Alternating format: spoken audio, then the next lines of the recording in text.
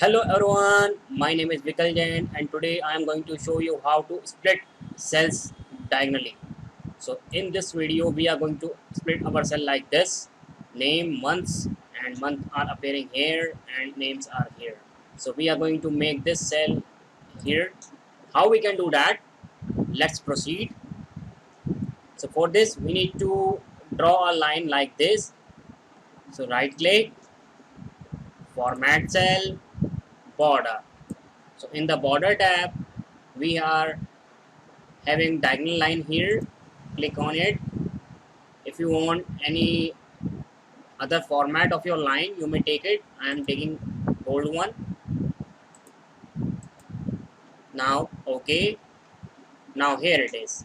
Now what I need to do, I need to type months and name. Months and name.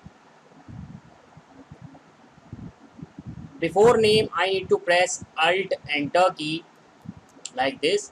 Now it is appearing like this. Now what we need to do, we need to increase the indent of month and we need to move months from here to here. So how we can do that, we need to enter some spaces like this and here we go. So our diagonal cell is ready and we can present data like this.